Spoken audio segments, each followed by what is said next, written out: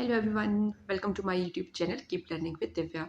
आज मैं आप लोगों से शेयर करूंगी कि थोड़ा अपना रिव्यू कि किस तरह से मुझसे प्रोजेक्ट में वाइवा में क्वेश्चंस पूछे गए थे और आप लोगों से किस तरह से पूछे जा सकते हैं। मेरा ऑनलाइन वाइवा था तो थोड़ा डिफरेंस था, आप लोगों का ऑफलाइन वाइवा होगा। आपको वेल प्रिपेयर होकर जाना होगा, ठीक है। इसमें बहुत ज़्यादा स्टडी नहीं करनी। स्टडी किसको करना है, सिर्फ आपने जो अपना प्रोजेक्ट बनाया है उसके बारे में आपको नॉलेज होनी चाहिए, ठीक है। कुछ एक बेसिक नॉलेज है वो मैं आपको बता देती हूँ जिसका आप लोगों को पता होना चाहिए। तो सबसे पहला क्या है, सबसे पहले तो आपसे हो सकता है क्या पूछे, रिसर्च। मे भी आप लोगों से रिसर्च की डेफिनेशन पूछे तो आपको रिसर्च की डेफिनेशन आनी चाहिए। तो रिसर्च की डेफिनेशन क्या होती है, research is a scientific and systematic investigations, ठीक है। कि हम जो ऑलरेडी एग्जिस्ट की हुई कोई सर्च किसी ने की है तो हम उसको जब दोबारा करते हैं तो वो क्या होती है, रिसर्च। दोबारा से किसी चीज़ को इन्वेस्टिगेट करना, ठीक है। और बाकी लैंग्वेज की कोई ऐसी दिक्कत नहीं कि आपको इंग्लिश में ही जवाब देना है, नहीं। आप हिंदी इंग्लिश लैंग्वेज में आप जो है अच्छे से आंसर कर सकते हो, बस आपके जो है कॉन्सेप्ट क्लियर होने चाहिए, ठीक है।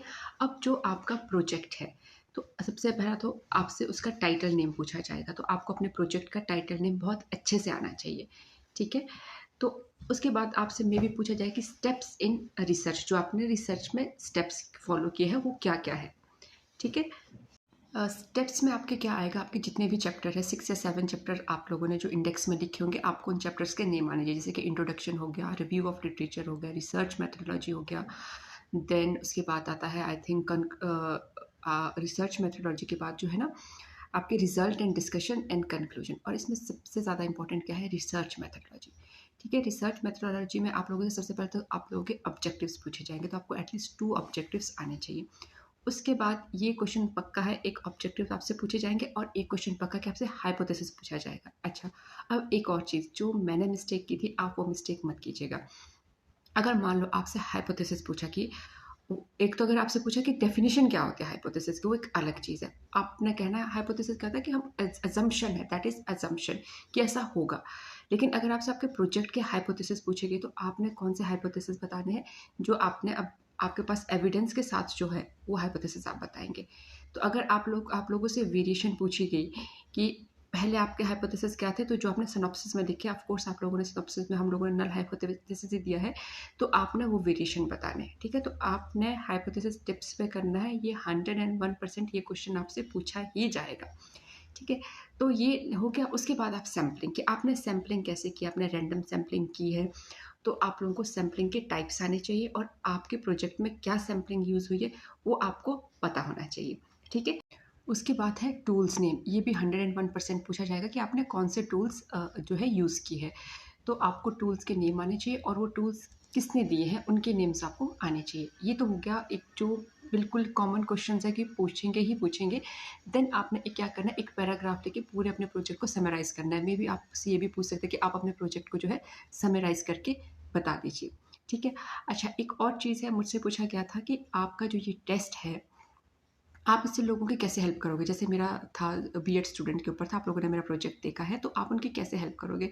तो थोड़ा सा मैंने तो कहा था कि सर हम उन्हें गाइड करेंगे, लेकिन वो जो वाइवा लेने वाले थे तो जब उन्होंने बाद में रेकमेंड किया कि आप कैसे गाइड करोगे, आपकी वो बात कैसे मानेंगे, तो आप लोगों ने ये कहना है कि जब हम test on the basis of जो आप उनके ऊपर टेस्ट यूज़ करोगे, जो स्टूडेंट आपको लगेंगे, जैसे किसी को स्ट्रेस है, जिनका आप स्कोर देखोगे तो आप उनको क्या करोगे, आप उनको थेरेपीज जो है सुजेस्ट करोगे, काउंसलर को सुजेस्ट करोगे, ठीक है। और आपसे पूछेंगे कि आपने इस स्टडी से क्या सीखा, या आपके जो ये टूल्स है ये बच्चों के लिए कैसे हेल्पफुल है। तो अब जैसे सपोज करो किसने बीटीआई लगाया होगा, तो हम कह सकते हैं कि बच्चे जो है सेल्फ इन्वेंट्री अपने ऊपर सेल्फ असेसमेंट कर सकते हैं कि वो सही है या उन्हें कोई दिक्कत तो नहीं है, तो हमारे टेस्ट है इसलिए यूज़फुल है। तो आई होप आप लोगों को समझ आ रहा होगा कि आपने किस तरह से जवाब देने हैं। बाकी अगर आपका अपना प्रोजेक्ट फुली प्रिपेयर्ड है तो आपको कोई दिक्कत नहीं आएगी। आपका प्रोजेक्ट अगर अच्छे से आपको आता है ना, अगर आपने खुद बनाया, हाँ अगर परचेज्ड है तो आपको बहुत बहुत पढ़ना पड़ेगा, ठीक है। और एक और इम्पॉर्टेंट चीज़ मैं आपको बताऊंगी कि आपने क्या करना है। एक जो करैक्टरिस्टिक होती है हमारी रिसर्च की, 8-9 करैक्टरिस्टिक्स है, उनको आपने रीड कर लेना है जैसे कि वैलिडिटी, ऑब्जेक्टिविटी, वैलिडिटी, रिलायबिलिटी।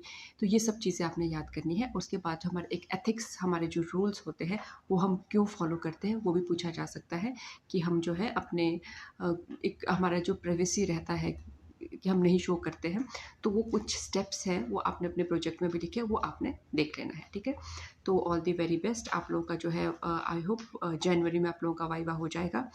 तो मुझे लगता है कि आप लोग अच्छा करेंगे। और डेली एक रूटीन बना दीजिए कि 10 या 15 मिनट अपने प्रोजेक्ट को देना है, उसको पढ़ना है, तो आप कॉन्फिडेंट रहोगे। क्योंकि अगर थोड़ा भी होता है कि आप नहीं किसी चीज़ का आंसर कर पाते, कॉन्फिडेंस लो हो जाता है, तो हमें जो चीज़ आती भी है हम वो भी अच्छे से नहीं बता पाते हैं। ठीक है, अब अगर ऑफलाइन वाइवा होगा तो ऑफ कोर्स आप लोगों की एटलीस्ट 10 या 15 मिनट लेंगे। ऑनलाइन वाइवा में तो हार्डली 3-4 मिनट में वाइवा कंप्लीट हो रहा था। तो ऑल दी वेरी बेस्ट। आप लोग अगर मेरा चैनल अच्छा लगता है तो प्लीज़ इसे आगे भी शेयर करें। जल्द ही लेके आऊँगी मैं next informative video. So thank you, thanks for watching, thank you.